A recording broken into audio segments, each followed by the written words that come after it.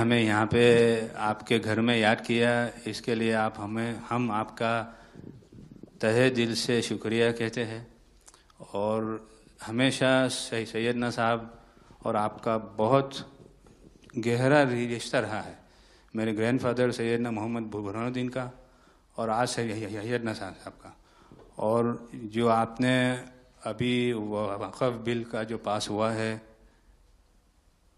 उनमें हम minority with in minority है, और उनमें हमें आपने जगह दी है, हमारा नाम आया है।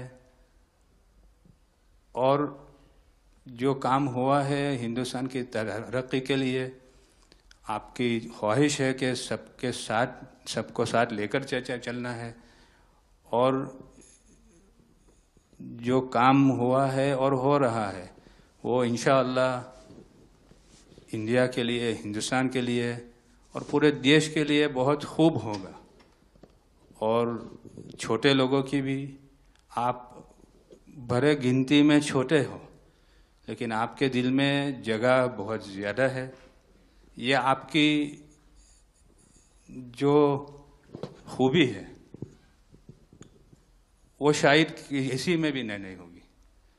और ख़ासतन मेरी बहुत दफ़े आपसे मुलाकात का भी टाइम हुआ है, इतने बिज़ी होने के बावजूद भी कान दे के सुनते हैं, ये बहुत खूबी है, शायद किसी में होती है। और मेरा जो एक्सपीरियंस है, ऐसे ही लोग प्राइम मिनिस्टर होते हैं।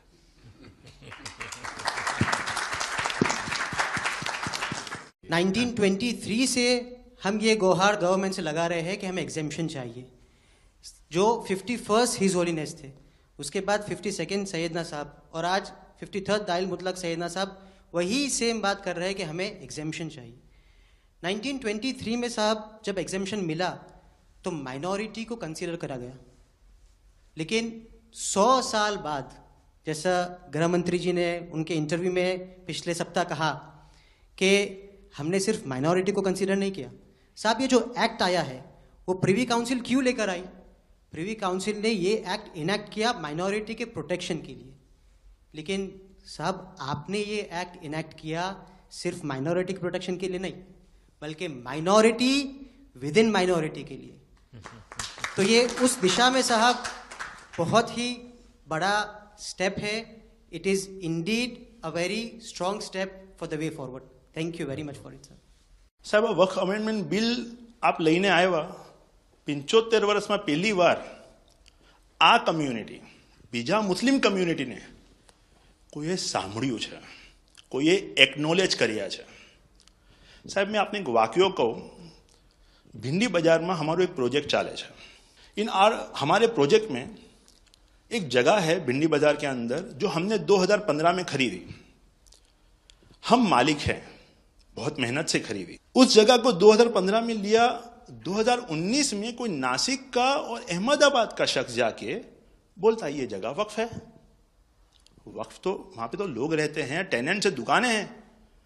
एक 700 स्क्वायर फीट जगह पे कोई नमाज पढ़ता होगा जो कम्युनिटी हॉल होता है। सब ये गवर्नमेंट ने एक्चुअली ये सारी चीजों पे वक्फ कर दिया है। वक्फ का मतलब अब रुक जाओ, ये नहीं चलेगा। बहुत ही महंगी जगह है और हमने बहुत मुश्किल से ली है। 2019 के अंदर कोई थर्ड पार्टी, इसका कोई लेना देना नहीं है, वो जाके ये जगह को वक्फ कर देता है। तो सर कानून में बदलाव तो लाना होगा।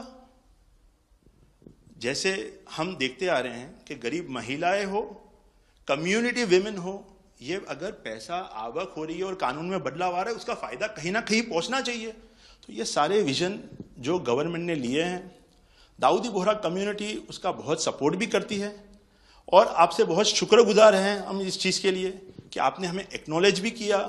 हमने इसके अंदर एक्सक्लूजन मांगा है कि हमको इस वक्फ एक्ट के जुरिडिक्शन में नहीं रहना, and we want to be govern by a trust act और अ सेपरेट एक्ट। जैसे मुझे साहब ने गाइड किया है कि आपने गाइड किया है, आगे का 100 साल देख के कोई भी काम करना चाहिए।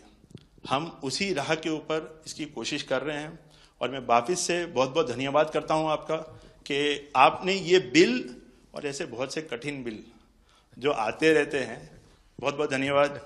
मैं एक और चीज़ शया साहब के द्वारा ये कहता हूँ कि सैयदना साहब की उम्र अल्लाह ताला ता रोज़े क़यामत दराज करे।